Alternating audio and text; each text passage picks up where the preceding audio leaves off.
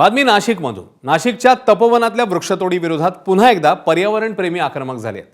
तपोवनात साधुग्राम उभारणीसाठी वृक्षतोडीच्या पालिका प्रशासनाच्या निर्णयाला पर्यावरणप्रेमींनी विरोध केलाय। वृक्षतोडी विरोधातील हरकतींवर मनपा प्रशासनाकडून उत्तर मिळत नाहीये, त्यामुळे पर्यावरणप्रेमींनी एकदिवसीय उपोषण केलं। उत्तर मिळालं नाही तर तीव्र आंदोलनाचा इशारा देखील पर्यावरणप्रेमींनी दिलाय।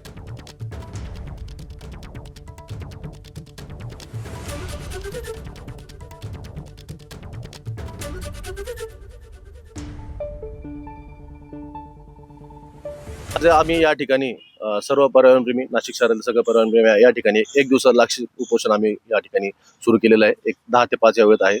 याचं कारण असं आहे की तपोवनाचे ज्यावेळेस झाडं तोडण्यासाठी यांनी नोटिसा लावल्या, त्याच्यावर हरकती घेतल्या, त्याच्यावर सुनावणी झाली, पण आज जवळजवळ 3 महिने होत आले, आमच्या त्या नोटिसांना किंवा त्या हरकतींना अजून आम्हाला उत्तर मिळाले नाही आहेत। त्याचप्रमाणे नाशिक शहरात त्यांनी जी वृक्षतोड चालू केलेली आहे, भरमसाठ म्हणजे भस्मासुरासारखी यांनी जी वृक्षतोड चालू केली आहे, त्याच्यावर आम्ही सुनावणीला जातोय, त्या ठिकाणी आम्ही आमचे म्हणणे मांडतोय, त्याला पण अजून उत्तर नाहीये। एबीपी माझा, उघडा डोळे बघा नीट।